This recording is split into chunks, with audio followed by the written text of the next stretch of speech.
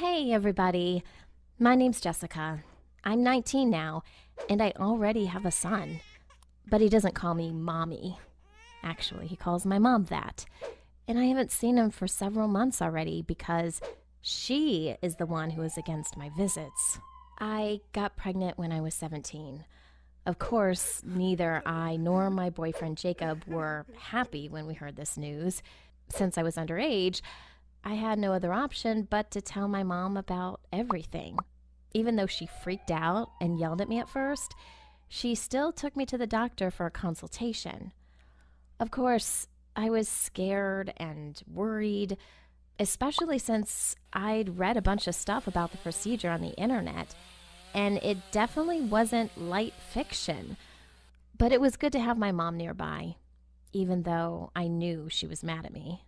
But then the doctor came in and said that due to some physical issues of mine, this pregnancy could be the only one for me, and that getting an abortion could bring even more complications for my health.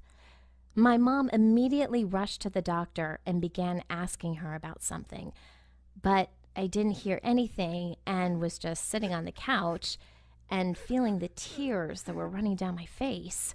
Jacob's reaction to that news was, well, my mom predicted it with 100% accuracy. He simply began saying that he was very busy whenever I called him on his cell phone. And then eventually he said that he had to leave town because of his job and disappeared from my life. You can be sure that I was inconsolable in my sobbing. And Mom never tried to make it easier for me. She just kept saying that I deserved it for my recklessness. Jacob reappeared in my life the same day that Cody was born. He brought flowers and a huge pack of diapers and said that he was sorry that it took him months to understand that the time for him to grow up had come. I don't know. I felt so calm and safe near him, and I got that image in my head that everything was going to be great for all of us. But with all those new responsibilities with the baby, the sleepless nights, and everything, I became really exhausted. And that made Jacob act irritated constantly. Long story short, one day he just packed his belongings and left. I found a job at a local mall and a nice daycare for my son so that both my mom and I could work and provide a living for the three of us. But there were other guys working with me who were the same age and who led their lives completely different from mine. They would hang out together and always tell me about their weekends by the beach and so on. And very soon, I began envying them and got this feeling that I was missing something in my life. I got home from work and all I did was change diapers, play with Cody, and read to him. And it was not because I wanted to, but because I had to. And whenever I was on the phone with my friends or trying to relax in the bath, he began crying and demanding all my attention, and that just pissed me off. It really seemed like he did everything on purpose, just to make me mad. For example, sometimes I went out with my friends at night, and my mom was okay with looking after Cody, but she wanted me to put him to sleep first. It's just, for some reason, he could only fall asleep when I was next to him. And really often, I had to lull him for a whole 2 hours, which made me really nervous. And when he finally fell asleep, I had no strength to go anywhere anymore. While on a regular evening, when I had no plans, he would fall asleep in like 10 minutes. I hated that. So I began staying late at work and telling my mom that I had additional shifts so that she would pick Cody up from daycare herself. Of course, I had fights with my mom because of that. You see, she was dating a nice man named Leo, and apparently she wanted to spend some time with him alone instead of babysitting her grandson. But I wasn't ready to sacrifice my time for her. One day, my mom just came and told me that Leo had gotten a cool job in another city, and he wanted her to go with him, and she said yes, and they were going to leave in a week. That news blew my mind. Maybe I overreacted, or it might have been a nervous breakdown or something, but when I heard that, I just dropped to the floor and began to sob. I never cried so hard in my life. I even had to use a paper bag just to breathe properly. I just imagined that I had to stay with Cody on my own for the rest of my life. Just the two of us. And that absolutely destroyed me. Since then, a hatred toward Cody was growing inside me. I didn't want to hold him in my hands or baby talk with him or anything. I had no intentions of kissing him or hugging him because I couldn't get rid of the thought that if I didn't have him, I'd be happy with a nice guy and wouldn't be alone.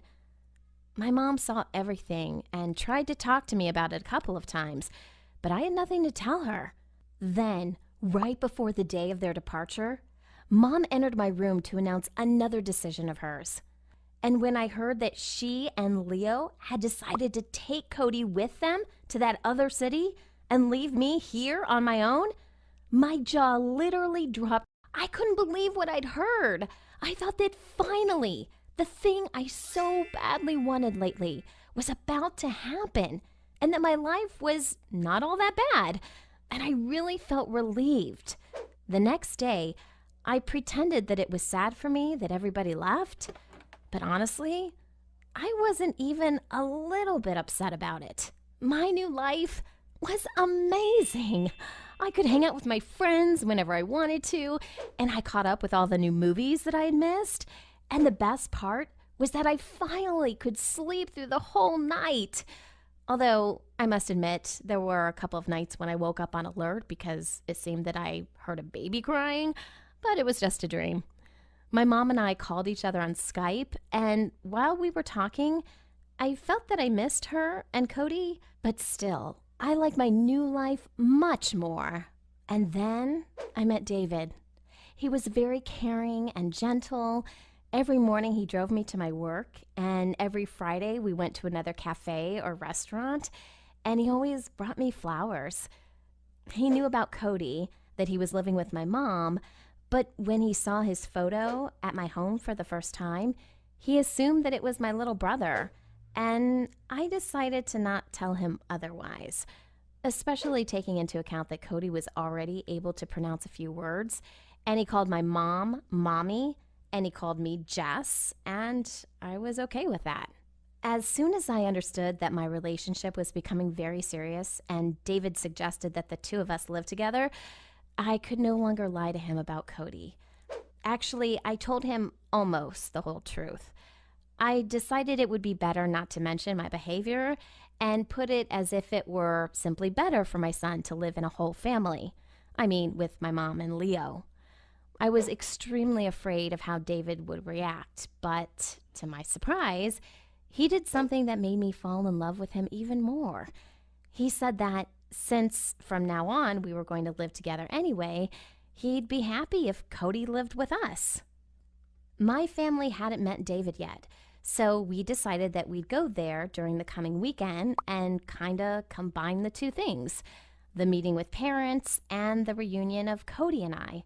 Of course, I thought that that grown-up decision would please her and make her happy for me, but her reaction was totally unexpected.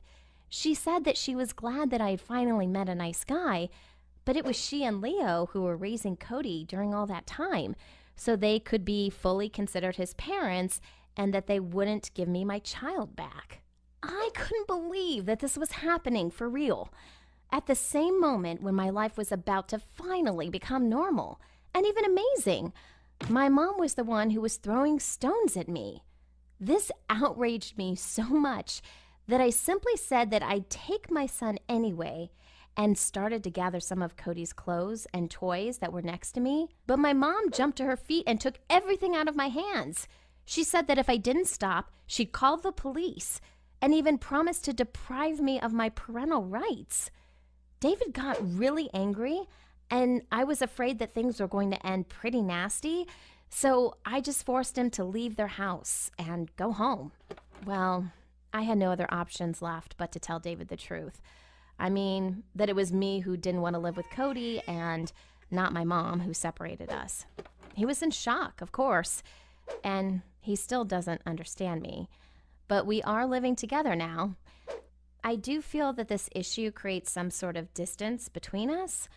On top of that, Mom still doesn't want to talk to me, and I haven't seen Cody since all that happened a few months ago.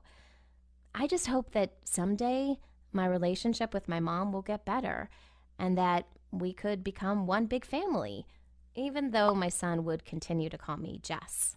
You can give this story a like by clicking on the corresponding button, and feel free to subscribe to this channel to see more interesting videos. Bye!